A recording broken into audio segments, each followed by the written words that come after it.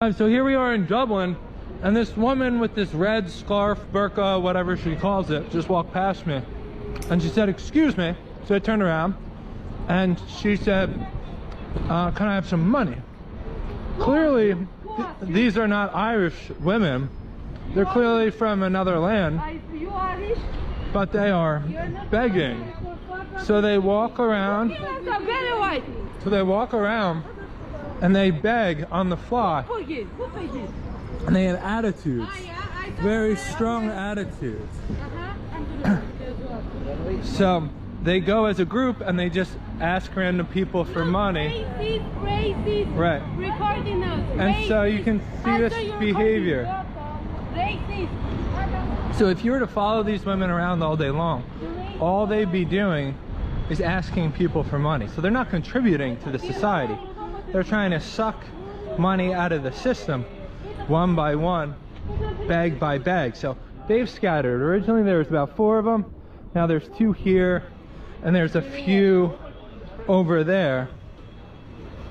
And this is what Ireland's become when you've had... When you've had policies that allows mass immigration refugees, you get people like this who are just running around begging, creating just social disturbances. So it's a prime example of why Irish people don't like these refugees, because all they do is create problems, as you can see.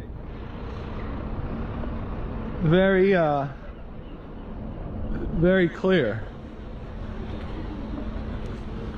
And so again, they've scattered 2 there, maybe 3 behind me around, but if you walk through the streets of Dublin today, you'll come across these people who are going to be begging at you and making life for you less comfortable than it used to be here in Ireland before those policies were enacted. So just the simple reality of today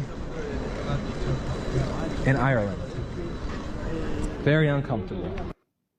So what do we have going on right here? We got a bunch of people here on the corner. There we go. Your man there in the black jacket, he's a Romanian pimp. His women are there in through the corner. There they are there. They come around, they sell drugs.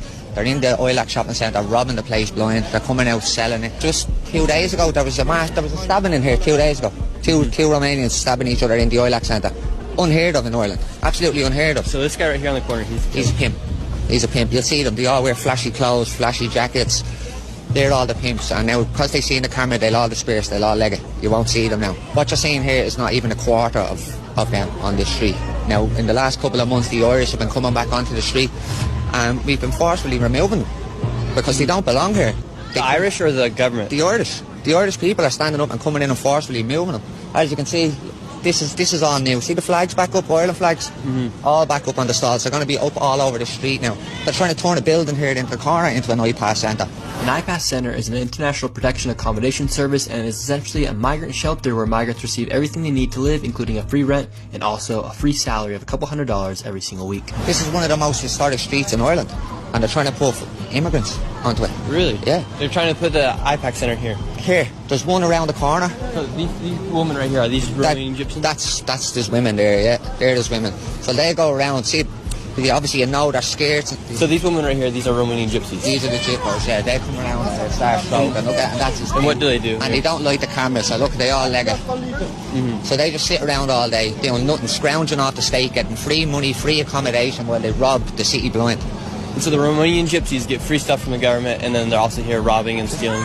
They have keys from Dublin Corporation off the bins. They're going around opening up the bins, taking the plastic bottles out, because we have a return scheme here now, which is absolutely ridiculous as well. So it's getting worse and worse and worse, and Ireland is going to implode in the next couple of months if something isn't changed. So Sean, right here we have a group of gypsies behind us right now, and they have their pimp, it looks like. That's every day.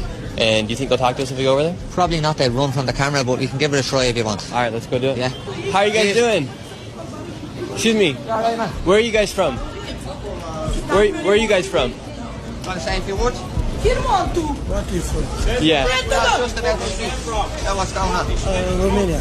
Romania. What are you guys doing here today? No speak English. No speak English? No speak. Only when you get money. They only speak Speak English when you get money, eh? I hear you speaking English all the time, you do be. You do be speaking English all the time. What you do be doing is, see here, they're trying to run a business and you just be screaming and shouting and everything.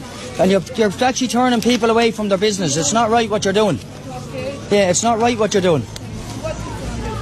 They're trying to have... So now she's speaking English. Their business. Please, for eat, but I'm working. Yeah. Do you know the language you're speaking? I don't understand your language. It sounds English to me. It sounds English. Are you not speaking English, no? See, there you go. You tell lies as well. Yeah. So they speak English? Well, she said she doesn't, but she said they were speaking English to me. I don't understand Romanian, but she spoke... No, but they do be here, right, screaming and shouting around these stalls, right, and there's big gangs of them. And then people don't want to buy stuff off the stalls. They're scared, like, because there's pickpocketing going on the whole time. It's ridiculous what goes on. And where's the guards now? Where are they? There's no guards to be seen. And it's very obvious to see who the Romanian pimps are, right? There's one man with 4 different women around, right? There was a few minutes ago. There was a few of them sitting there a few minutes And there was ago. another group of them right on that corner right there. Yeah, oh, they're everywhere. They're everywhere. That's why you should call this the Gypsy Street, because that's all it is. But before this was not the Gypsy Street. No, this is Moore Street. This, an Irish vibrant street full of Irish culture, heritage, and now look at it. It's full of Romanians, Gypsies, Algerians, anybody but the Irish. And all the stores are closed. All the stores, best part of them are closed, and the ones that are open are African phone shops, Chinese phone shops, wig shops, African wig shops. What's that got to do with Irish culture? African wigs, like. You don't need that crap over here, you know what I mean? Them shops are only booming over here because of the people that are flooding into the country, and they're going in, spending the free money that they get in the place to keep their business afloat while Irish business closed down. It's that simple. You see, down there is one of the most historic Irish buildings. But still has bullet holes in the pillars from 1916. And there's an Islamic table outside it, and they're preaching this Islamic. We don't want Muhammad, we don't want Islam. It has no place in Western society. We don't want it. It doesn't go with our cultures, it doesn't go with the way we think, the way we live our lives. It's the complete opposite. You know, they feel receiving citizenship once they get into Ireland.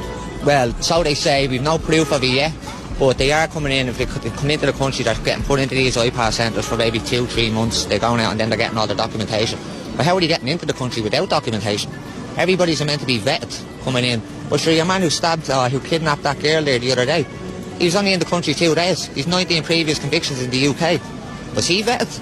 Because I'm pretty sure we don't let murderers and rapists and kidnappers into the country. So how did he get into the country? Why is there not been more stringent border control? Why are we not just locking the place down?